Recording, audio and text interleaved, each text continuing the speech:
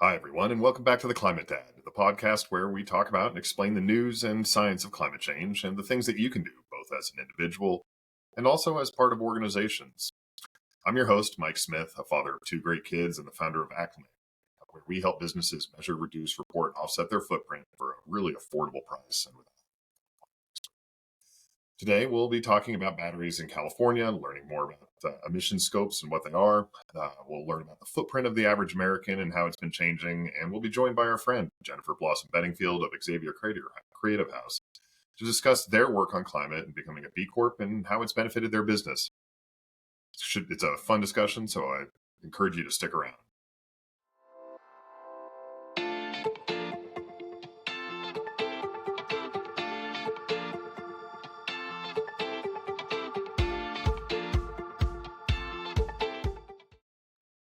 So some interesting stuff is happening in the renewable energy and battery space in California, and it's actually really good news. Several years ago, when I first started getting into climate, this was in the Obama administration. The major thing that was in the policy space was something known as the Clean Power Plan. And the Clean Power Plan was kind of sucking all the oxygen out of the room when it came to talking about climate policy at the federal level. And the Clean Power Plan, as this name suggests, was to tackle the emissions footprint, the carbon footprint associated with the generation of electricity of the United States. And that was important. It remains important. Unfortunately, the Clean Power Plan was immediately rejected by the incoming Trump administration when he came into to office in 2017. It was abandoned on the very first day of the administration. And as a climate voter, I was pretty upset. The interesting thing, though, about renewable energy in the United States is that even though the Clean Power Plan was scrapped, we've effectively achieved the Clean Power Plan's goals, which is to say that we have rapidly decarbonized electricity. And so one of the things that we talk about as a goal for climate and climate policy and climate action is electrify everything. And that's because renewable energy has gotten so clean and so prominent and so inexpensive. And the inexpensive is the part that's driving that. As panels, solar panels in particular, and wind, it follows a curve that every year, because it's a technology that expands with scale, that the economics get better the more that we produce. And because the more solar power, or there's more solar panels we produce, gets cheaper. That means we produce more solar panels because the electricity that we can be generated also gets cheaper. And that's caused some really weird stuff in electricity markets. As you know, every person that is not a fan of renewables or dealing with the climate problem likes to talk about, well, the wind doesn't always blow and the sun doesn't always shine. And of course, we all know that. And that leads to something that's known as the duck curve. And the duck curve is this concept that it kind of looks like the back of a duck, if you look at it, which is the net generation onto the grid. That is the duck curve, which kind of looks like the curve of a duck's back. Is this idea is that you'll have a lot of fossil fuel generated electricity that's happening in the morning, and then as a lot of solar power comes online, the total demand for electricity drops down. And then it kind of comes back up in the evening as people go home from work in the office back and start, firing up the oven and their air conditioning kicks on, et cetera. And then it drops off. So you can go look up the duck curve, super nerdy, kind of love it.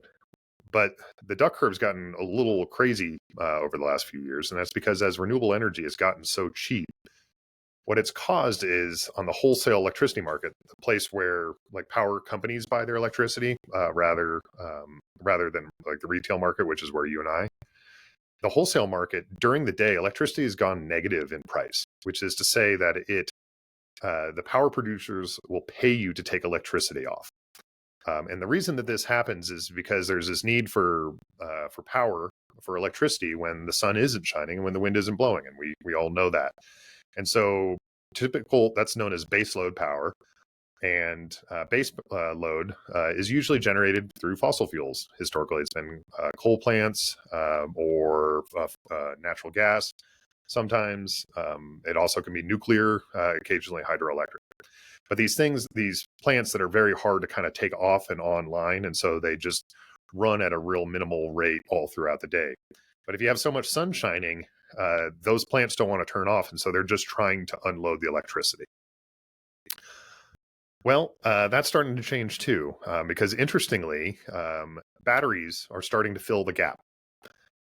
A few years ago, batteries were kind of a maybe that could happen, but in the last 5 years, the state of California grid has installed a huge amount of battery capacity. So much so that over the last few days, the grid has been primarily run off of batteries. That the solar power that was generated during the day has been stored sufficiently enough that the number one power source onto the grid overnight has been battery. So much battery power that it's the equivalent of running 6 nuclear power plants. That's a lot. It's going to have a lot of wraparound effects as far as how we deal with climate,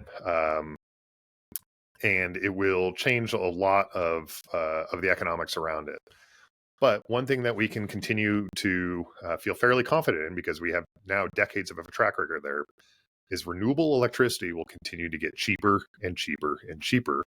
And by expanding the capacity of batteries, they will also probably get cheaper and cheaper. And so it's kind of anybody's guess where this goes. But the idea of cheap carbon-free electricity being super prevalent is what's really driving the idea of electrify everything. If you as an individual want to do something about your footprint, one of the basic things you should think about is electrify everything. Electrify your car, electrify your stove, electrify your heat. Because if you're trying to deal with your carbon footprint, the one place where we are having really incredible success when it comes to decarbonization is around the idea of decarbonizing electricity.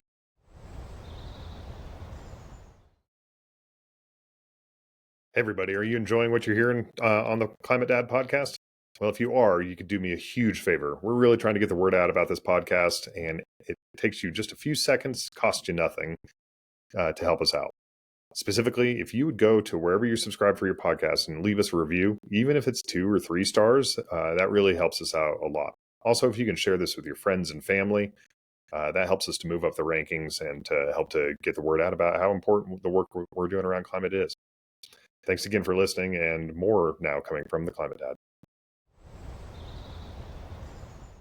I'm going to pivot from electricity into kind of electricity-related material. Specifically, I want to talk about scope emissions.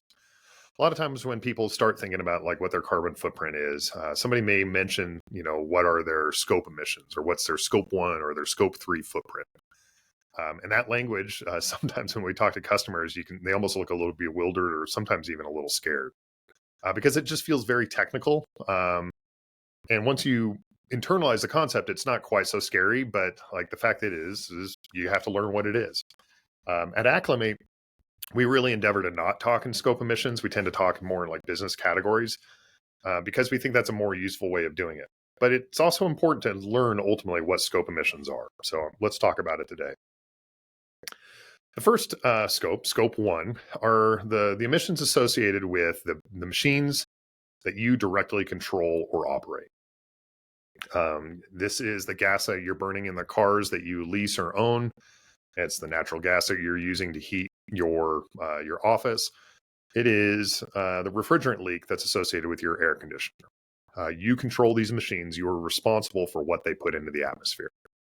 That's kind of an open and shut. It's a pretty easy thing to understand. Scope 1 is relatively easy to calculate as a result. The other thing about Scope 1 is generally, by cutting your emissions, you're also making your company more efficient. There's a lot of money to be made in reducing your Scope 1 emissions because those are usually emissions associated with the cost of production.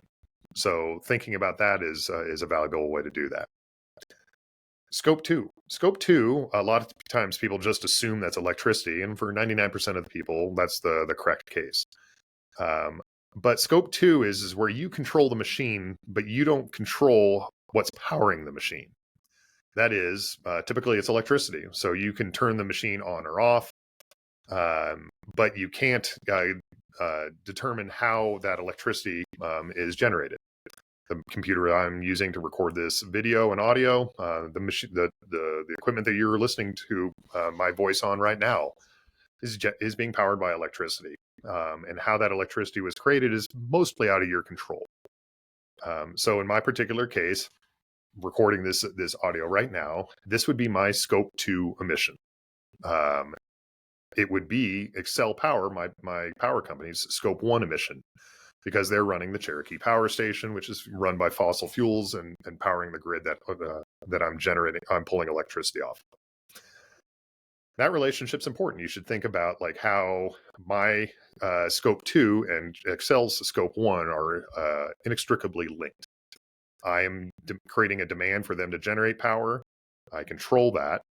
They are fulfilling that demand by supplying power, which they control. So scope 2 is about shared responsibility. There are other kind of more specialized like district steam or chill water facilities where you might be using the energy in different ways. But for most people, that's electricity. Scope 3 is kind of everything else. And so scope 3 is you have some sort of business relationship here, but you don't really control the machines or the generation of the energy. All you get to do is mostly decide whether you're going to buy, sell, or invest in the activity that is creating that. So, for example, scope 3 emissions for Aclymate, were I to buy a plane ticket on United or Delta Airlines, that would be Acclimate's scope 3. I would have a business interest in getting onto that airplane and flying from point A to point B. It would be United Airlines' scope 1. They're the ones, their pilots are controlling the throttles. They're their mechanics are the ones that are filling the fuel tanks. They're the ones that are doing the burning. It would also be Shell or whoever the fuel provider's scope 3. They're the ones that are selling the product that is creating the emission. And so there's this like shared responsibility that happens associated with scope 1, scope 2, scope 3. And I think that's the big thing that you really need to learn about with scopes, which is that it's about describing relationships. You sometimes hear people, especially kind of within the certain circles, that if we would just outlaw the 100 companies that are creating 71% of the world's emissions, then we would all do better. And that's true. We would, if we could somehow magically outlaw all that, that would work. But our whole system actually runs on the emissions that are created by those. Those companies typically are like oil companies. And so it is a correct statement to say that the downstream use of their product is creating all those emissions. But it's also kind of negating the fact that, like, I bought that plane ticket. I live and operate in a society that requires fossil fuels for it to operate. And so I also share responsibility for that too. The flip side of the argument of just going after those companies is like, well, if we just all took care of our individual footprint, we would get there. Well, that's also kind of divorcing of it. It's not an either or. When we talk about scope emissions, what we're really talking about is shared responsibility. It's a both. We both need to make decisions that are climate effective. And that's really ultimately the superpower that I like to think of as for individuals. Your individual decisions may not matter much. Your individual decisions collectively with others making similar decisions can move mountains. No soldier wins a war, but an army is comprised of individual soldiers, and armies win wars. And right now we're in a war for the future, and it's for our climate. So we have to think about how we can, as individuals, leverage all of our relationships in order to change behaviors. And that's how it works. That works when you're talking to your employer. That works when you're talking to your friends. That works when you're in the ballot box. That works when you're buying things. Think about and make climate-informed decisions in everything that you do, and you will have an effect. And that is the beauty of scope emissions. So transitioning slightly from scopes over into footprints more collectively, and talking about like individual footprints and national footprints.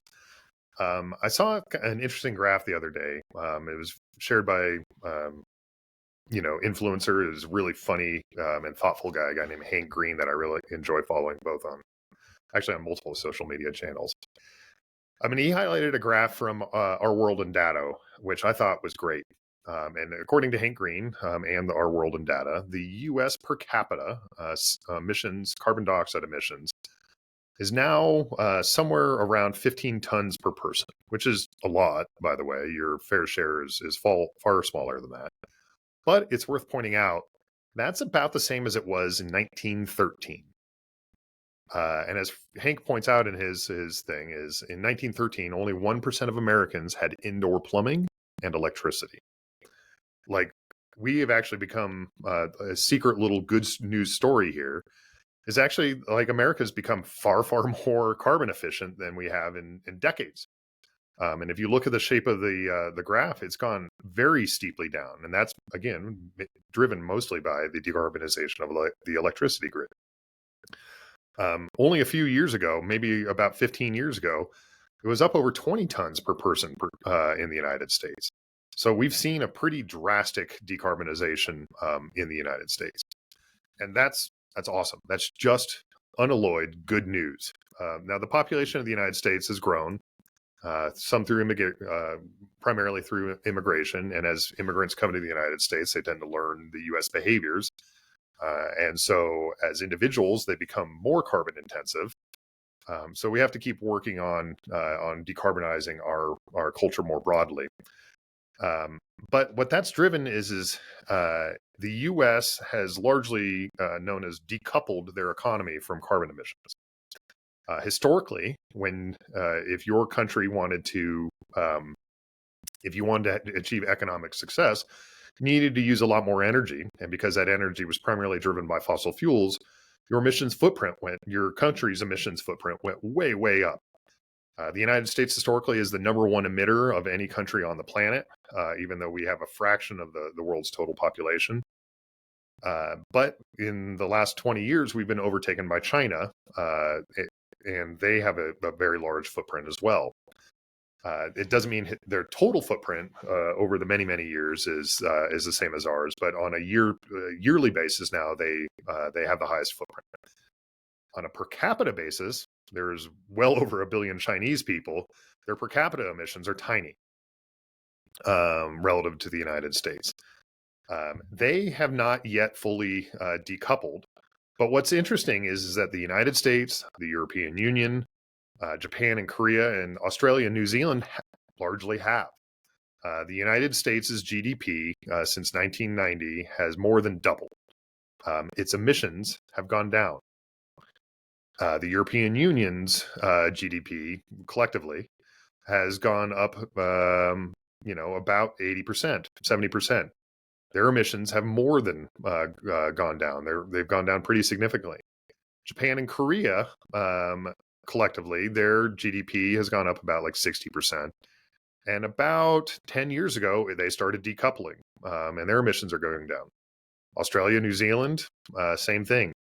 So it's interesting to see that as we decarbonize the electricity sector, we are now achieving economic growth without emissions growth. And it's just good news. That means that we're starting to see the curve bend pretty significantly, and there's pathways to our climate future. Are you interested in being part of what bends the curve of emissions, but don't know where to start? Well, we'd love to help you over here at Aclymate, where we have the easiest, most affordable climate solution for your business. We'll show you ways to reduce your carbon footprint, including those Scope 2 emissions we just talked about, and get you on the path to net zero.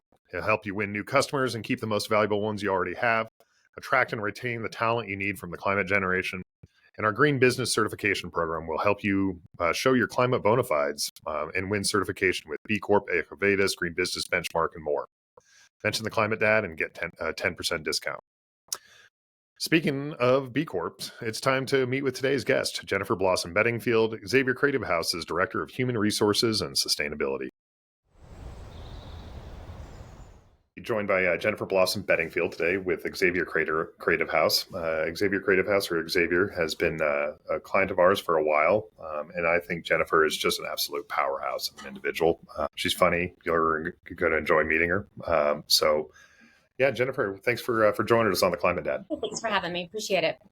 If you could start with, just tell us a little bit about who you are, your job title, who you are as a person. Sure. So, again, my name is Jennifer Blossom Beddingfield. I am the Director of HR and Sustainability here at Xavier Creative House.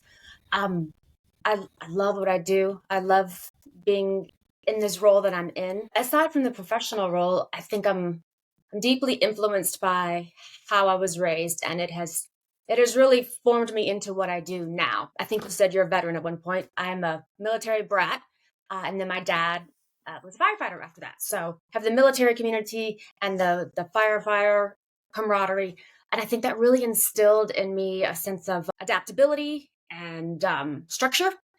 Being military, you understand that. The most memorable moments of my childhood were either in my dad's fire station. I mean, holidays, vacations, everything was around the same family. So my dad's work family was our family. So it was always that community. I also find myself full circle because my husband is a firefighter. So now I've gone from the firefighter military to the military back to the firefighter, and I really feel at home and like I'm in my element. And there's nothing better than going to the fire station to see my husband and realizing that community and that family environment that I grew up with and have so many memories, it's not changed. It's not changed at all. And when I look at the transgression of my life and how Jennifer came to be, I realized that was a direct path to what I'm doing now. I mean, those feelings of community and family and work, it all melded together, and it always has for me. And so now the role that I'm in at Xavier, I'm HR, and sustainability. So I'm thinking this is where I'm meant to be. Yeah, absolutely. It's funny how I keep coming back to we run into these people that are come from like communities of service like you have, and it's a good thing that you feel close to that, because otherwise you'd be cursed. Like you have so much military and so many firefighters uh, in your life. But yeah, these community of service, like you really feel strongly about like this need to give back, and about like how, and not just the service side of it, like the give back and to work with it, but also the community side of it, to work with others. And one thing that you mentioned during that is about your work ethic, which everybody on the Aclymate team knows about your work ethic. It is like legendary. You are just a powerhouse. You dive into so many rabbit holes, like on sustainability, that you're often like teaching us a couple of things. And so it's just been a real joy to work with you, because you do have that passion for the work. So, let's talk about your job. What do you like wish that everybody understood? I mean, you wear two hats, right? You've got the one hat, which is HR, right? And the other hat, which is sustainability. How did those both get put on you? They're not necessarily something that's obviously tied together. They're not, but I challenge you that they really, really are. Because if you think about everything that HR is, it's people, just people, I mean, it's making sure that you're sustainable with your biggest asset, that's your people. But when I first came to Xavier, I was the director of HR and finance. I owned businesses in the past, and that was kind of the hat, I guess, that I wore. But a few months in, our CEO and I were talking, Sunny, and we realized how big both of these were. And so she said, Jen, you got to choose sustainability or HR or finance. And while I love numbers, numbers don't lie, I love people so much more. And I can put numbers and people in a spreadsheet and get get that happiness from there. So I really just dove into the HR side of things. And then we had a client, Johnson & Johnson, that had previously come to us and said, we need you to go through this sustainability certification. It's called EcoVadis. And before I came to Xavier, they had somebody working on that. They had a contractor come in, outsourced, somebody to help work through that with some of the staff, and they were able to get a silver rating. And so nobody wanted this project because it was so big. And I think my boss immediately knew that I had that, we laughingly say, hold my beer mentality, because I need talent. And I started, questioning, what is this? What is this? And I remember like it's yesterday, I was sitting, it was actually in Philadelphia at the time, talking to this contractor, Donna, and Sunny said, hey, have this thing for you. I want you to, it's your project now. And I almost felt like it was a little bit of, hey, good luck. Sorry, congratulations. All of that mixed in one. And I started researching and learning. And the more I dove into it, the more I realized this is huge. But at the core of it was people and planet, and those came together. And I saw ahead of time, I mean, I could really see the path. This is where the prosperity, you have that whole, trifecta there. And I understood and I saw something right out of the gate. And I said, this is going to be it. This is where we have to go as a company to continue to grow. And this is my way of continuing to help the company grow. This is how I am able to give back to the company. Because in HR, I'm not out doing sales per se. I'm not doing any of the creative work or the client service work, but this is how I can contribute. So I learned that. And then I dug in, and I was determined at that point that this beast was not going to get me. And it almost did. I cried a little bit. Well, I cried a lot, but I figured it out. And I think when I found you guys, it was late night into one of my rabbit holes, like you say. And I had gone to like 6 different places and just like this the whole time. And then I stumbled on you guys and I thought, what is this? Because I thought to myself, there's got to be a better way to keep track of all of this stuff and to report this.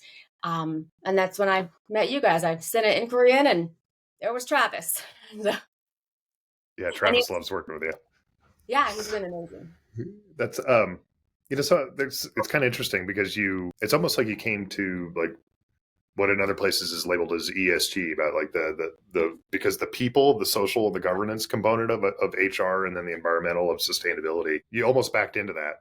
So maybe it's worth understanding about like for the listeners, what does Xavier do? And then so you mentioned Johnson and Johnson's and others. So maybe you can help to explain what it is that Xavier does, and then like why sustainability and EcoVadis certification was important to you all. Sure. So Xavier Creative House is a pharmaceutical marketing agency. So we are a creative agency that specializes in healthcare, pharmaceutical, med device, and biotech.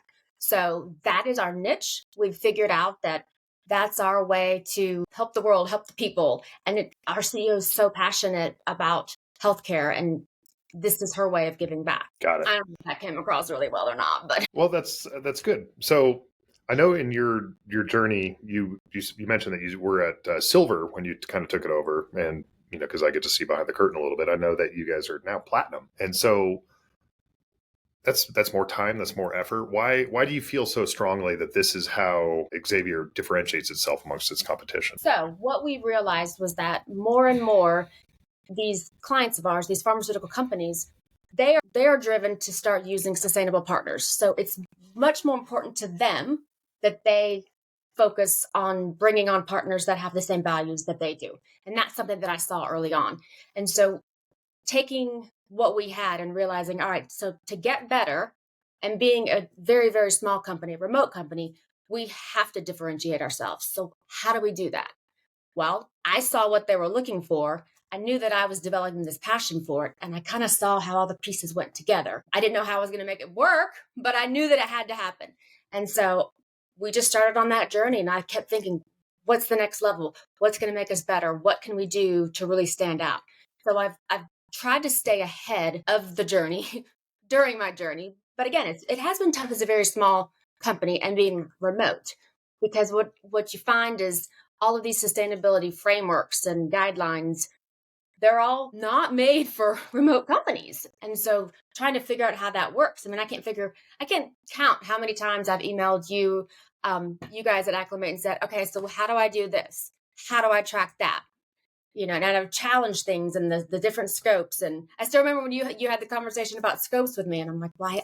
Okay, I get that, but where does this fit? And so having to learn along the way has really been empowering and exciting, but it has been a challenge because it seems like it's growing just as fast as we're learning. So to get back to the original question, is to stay competitive, we had to go down this road. We didn't have a choice, but we had a choice of how innovative we could be and how high we could go. And so hence the hold my beer moment, because we were able to get to gold. And then the more I learned, the more I realized, oh, wait, there's more we can do. There's more we can do. Let's try this again. I think that's a couple of things. One, I love the hold your beer moment. Like I'm just imagining you quite literally like handing it off at the picnic with all the firefighters. But the other part is, I think it is really visionary of you. I actually just came back from Green Biz a little while back, and there were a ton of pharmaceutical companies. There really seems to be a lot of leadership in this space. And you guys were, like you said, you were doing it before it was cool. So I want to commend you on like a lot of vision. Have you found any like internal resistance? This is not a core, mission set for your company. So like sometimes I must wonder, like, man, is Jennifer just off tilting at windmills? Like, what is she doing here? And, what's been that process of kind of overcoming that resistance and getting the team on board? Yeah. Well, I think everybody knew we had to go through EcoVadis and get these ratings up and start bringing on all of these different policies and procedures to support our submissions for that. Then we discovered B Corp, and that was a bucket list of mine. As soon as I started researching and trying to figure out what EcoVadis was, I stumbled onto B Corp. I like that. What is that? I want to do that. And I was told, no, that's too big. You're not going to be able to do that. Can't tell me no. Hold my beer. Stubborn. But that really made it grow inside me to where I thought, I want to do this, but I want to do it for the right reasons, and I want to do it well. And so I took my time, really setting that up and trying to think about how can we best achieve that. But I feel like in the beginning, not everyone understood how big it was going to be, whereas I saw it. And I think the only frustration was I was thinking to myself, why don't they see it? Why don't they see it? Because it was very clear to me. But then I have to stop and think, well, the different departments they're only looking at what they're looking at. And so until I can get this message across, it doesn't work. I mean, when I first brought up, hey, I think we need to dedicate sustainability to my title. One, I've been doing all this legwork, and I think that it's warranted, but I also feel like we need to make this public announcement that we're all in, and we want everyone to know that we're all in, and we have a dedicated executive to oversee it and make sure that we stay aligned and that we're continuously growing in our initiatives. And once they finally came on board to that, I think we've just been able to take off since then. Now it's really starting to open up doors. All of the staff is getting on board. I'll now get messages or texts and I'm like, hey, I just bought this curling iron and it says B Corp, or I got this skin cream and it says B Corp, or go this. And they're excited. And I love that. I love that because I feel like what I'm doing is, even if it's just something small that they're taking, hey, if they buy something that's sustainable, they buy better, food because they see B Corp on it. I've made an impact. And that's my little piece. Yeah, that must bring a good bit of satisfaction. Working in a climate company here, like we hire people, and people generally are concerned about the climate, but they haven't quite absorbed as much as all the information that you learn in working within a climate company. And it's interesting to watch, without having to preach to people at all, but just like this is something that you're passionate about. You share that passion. You see their behavior starting to change just a little bit too. They're starting to make informed decisions. You don't bring it up, they bring it up to you. They're really excited to tell you about the thing. So, you must feel very proud about B Corp certification. It's quite a rare cert. There's only like 7,000 companies on the whole planet. There's like 30 million small businesses in the US. So you're like a percentage of a percentage to be there. Yeah. I mean, and I tell you, that's why it was a bucket list, because, EcoVadis is global, but I just felt like B Corp was at a different level. And I've thought about it, and I've realized that, so EcoVadis, yes, it has the pillars, and it does focus on the labor and human rights and the people side, but I really felt like B Corp focuses more on the people side than EcoVadis does. How about on the bigger issue of climate? Is there anything that gives you hope or maybe some anxiety about it? Since you've started this journey, like, as you've talked about, like we all kind of have heard about climate. We were doing things, but now like you're starting to absorb a lot about what the potential consequences are and what the solutions are that we're working on. How have you changed personally on that? Well, again, dealing with the climate, it presents exciting challenges and not so exciting challenges. But I think what excites me is that in my role, I really get to drive meaningful change in my environment and in my company and in the world, really. And I'm contributing. I'm really impacting to a sustainable future. Again, it can be very complex and overwhelming, but I think that it really gives me hope seeing the collective efforts of the individuals and the organizations kind of coming together. At Xavier, our theme this year, because every year we pick a theme, is better together. And that couldn't be any more perfect, because when you look at it through this lens, we really are better together. You think about, what if we're each doing our own little part, even if it's little, even if it's just buying that coffee that says B Corp. That's something, we're making a little change. And when we're all doing that, it's better together. Yeah, they talk about that climate is like the hardest collective action problem of all time, and so as a result, like it can feel a little overwhelming. But what you just said like really resonates with me. I feel better the more I work on this. It gives you a sense of agency. I can be part of the solution. So I love Yeah. that. What is something that you've learned about climate or sustainability more broadly that you wish everyone knew? One crucial lesson is that the interconnectedness of our actions and their impact on the environment when it comes to climate. Because again, we all need to understand that even those small changes in behavior, they can contribute to significant environmental outcomes. And if we can all do just our little part. Yeah. Well, what is something about your industry? Like, where is it going? And like, has anything surprised you recently about? I would say that the pharmaceutical industry, it's not that it surprised me, but I like seeing how much it has grown when it comes to sustainability. You generally don't think of pharmaceutical companies having, this type of vision. There's, so much red tape. But then you see when it comes to sustainability, suddenly they open the doors and they're like, we want to see the world change. We want to do good for good reasons and not just to make money. And to see that they may be regulated and they may do some things here or there that not everybody approves of. There may be medicines that are controversial, but at the same time, they're trying. They're trying to find a way to give back, and how important sustainability is becoming in the industry. Yeah, that's it's like I said, it was really neat to see that at Green Biz, and like I said, you're a visionary for getting ahead of that. What is something that everyone in your industry should either start or stop doing? I think that everybody should really start, if they're not already there, this journey, because it's so amazing to see all the pieces come together. And you hear that old cliche, if you don't know, you don't know.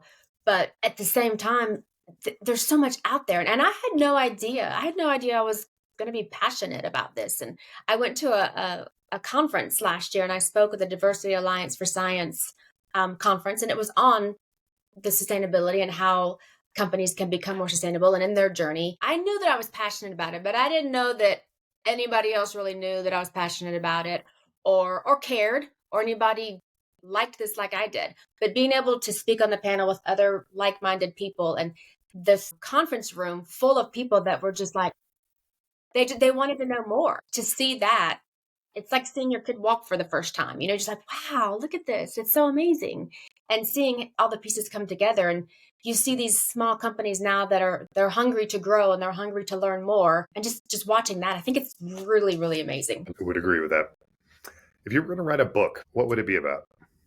I think that I would somehow love to put into words the real connection, and to really show people how HR and sustainability, they do go together, and try to make an official framework, I guess, for people to really see that, because it does. You hear so much about, oh, you need a sustainable person or you need a climate person, but really it all boils down to people and their actions.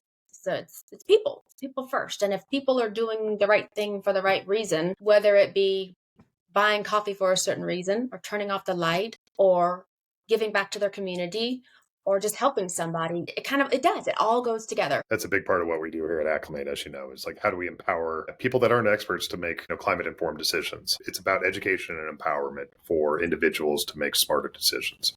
All right, I want to thank Jennifer for joining us today on the Climate Dad. As a reminder, Jennifer is the Director for Human Resources and Sustainability at Xavier Creative House, a marketing agency focused on medicine and pharmacy. You can reach them at xaviercreativehouse.com. Again, Jennifer, it's great to spend time with you again today. Thank you. Well, thanks for having me. I enjoy it, and as always, I thank you guys for all you do for us. You've been with us literally from, I think, day 3 of the journey that I've had on with sustainability, and it's been a wild ride, but I've learned a lot, and I appreciate you guys and all you do, and I'm forever shouting you guys out whenever I get a chance. So, well, we're grateful for that. Thank you. Jennifer is just so much fun to work with, and I really love her enthusiasm and like her curiosity. She's just always learning so much, and we learn a lot by working with her. If you're looking for a good creative agency, you really couldn't go wrong by going to the great one that is Xavier Creative House.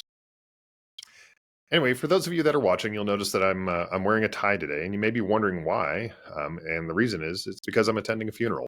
Uh, my friend wouldn't have been comfortable with me talking about him in public, so I won't mention his name. But I will say this, which is love the people in your life hard, like love them real hard. This world can be tough, but we're all that we really have. Anyways, to wrap up, I want to hear from you. Go to Aclymate.com or send an email to theclimatedad@aclymate.com. Again, Aclymate is spelled ACLYMATE to submit a question for me or the show. If your business needs help measuring, reducing, reporting, or offsetting your company's climate footprint, please reach out to my team at Aclymate and we'll help get you set up with the best, most affordable, and easiest climate solution out there. Mention the Climate Dad and you'll get a discount. Thanks to Jennifer Blossom Beddingfield for joining me, and thank you all for listening. I'll be back next time with a breakdown of all things climate and with another guest. Make sure to subscribe to The Climate Dad where you get your podcasts and to share, like, and or comment on social media. Again, my name is Mike Smith, and you've been listening to The Climate Dad.